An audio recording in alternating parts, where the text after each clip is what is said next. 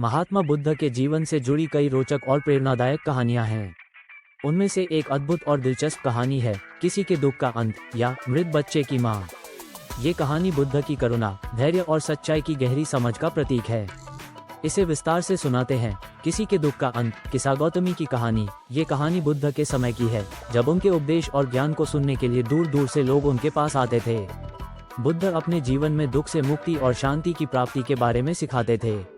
उनके पास एक ऐसी महिला आई जिसने अपने जीवन का सबसे बड़ा दुख झेला था और उस दुख से मुक्ति पाने के लिए बुद्ध से सहायता की मांग की। उस महिला का नाम किसा गौतमी था। किसा गौतमी की पीड़ा। किसा गौतमी एक गरीब महिला थी, लेकिन उसे एक पुत्र का सुख प्राप्त था। जब उसका बेटा पैदा हुआ तो वह अत्यधिक खुश थी और अपनी सारी परेशानियों को भूल गई थी। परंतु दुर्भाग्य से कुछ वर्षों बाद उसका एकमात्र पुत्र बीमार पड़ गया और उसकी मृत्यु हो गई। यह उसके जीवन का सबसे बड़ा दुख था, क्योंकि वह अपने पुत्र से बहुत प्रेम करती थी और उसकी मृत्यु को सहन नहीं कर पा रही थी। किसा गौतमी ने अपने मृत बेटे के शव को अपने सीने से लगा रखा था और उसे पुनः जीवित करने की आशा में गांव गांव भटकने लगी। वह हर किसी से पूछती, क्या कोई ऐसा है जो मेरे बेटे को फिर से जीवित कर सकता है? लेकिन हर जगह से उसे निराशा ही मिली। कोई भी उसे सांत्वना नहीं दे पाया और वह अपने बेटे के शव को लेकर बुद्ध की शरण में आई, ये सोचते हुए कि बुद्ध ही उसके दुख को समाप्त कर सकते हैं। बुद्ध के पास आना। किसा गौतमी बुद्ध के पास पहुंची और रोते हुए उनसे प्रार्थना की, हे भगवान, कृपया मेरे बेटे को फिर से जीवित कर दें। मैं उसके बिना नहीं जी सकती। बुद्ध ने उसकी पीड़ा को देखा और उन्हें उसकी करुण स्थिति का एहसास हुआ। लेकिन बुद्ध ने सीधे उसे यह नहीं कहा कि मौत जीवन का अटूट सत्य है। इसके बजाय उन्होंने उसकी मानसिक स्थिति को समझते हुए बहुत ही सूझबूझ के साथ एक उपाय सुझाया। बुद्ध ने कहा, मैं तुम्हारे बेटे को जीवित कर सकता हूँ, लेकिन इसके लिए तुम्हें एक छोटा सा काम करना होगा।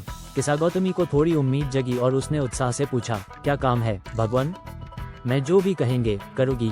बुद्ध ने मुस्कुराते हुए कहा, तुम्हें अपने गाँव में जाकर एक ऐसा घर खोजना होगा जहाँ कभी किसी की मृत्यु न हुई हो। उस घर से मुझे एक सरसों का दाना लाकर दो। अगर तुम ऐसा कर सकोगी तो मैं तुम्हारे बेटे को पुनः जीवित कर दूंगा। सच्चाई की खोज। किसा गौतमी के हृदय में एक नई आशा जगी और वह तुरंत गांव की ओर चली। उसने सोचा कि यह काम बहुत सरल है और जल्द ही वह अपने बेटे को पुनः जीवित करवा लेगी। वह एक घर से दूसरे घर तक गई और दरवाजा खटखटाया।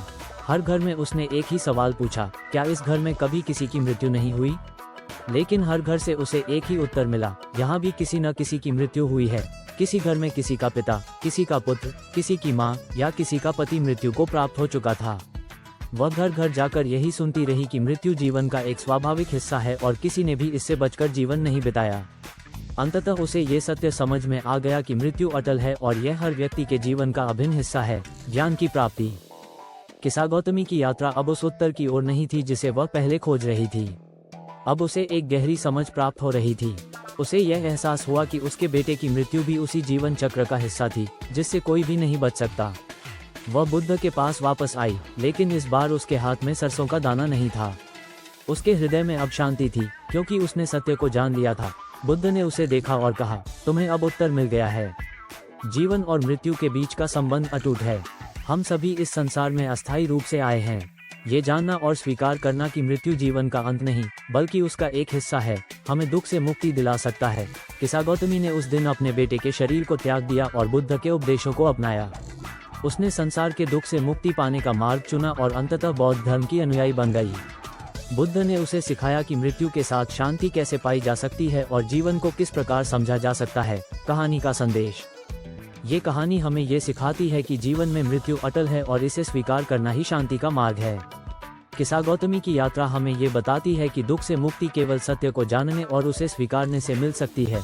महात्मा बुद्ध ने इस कहानी के माध्यम से यह बताया कि जीवन की अस्थायित्वता को समझने और उसे स्वीकारने से हमें अपने दुखों से छुटकारा मिल सकता है।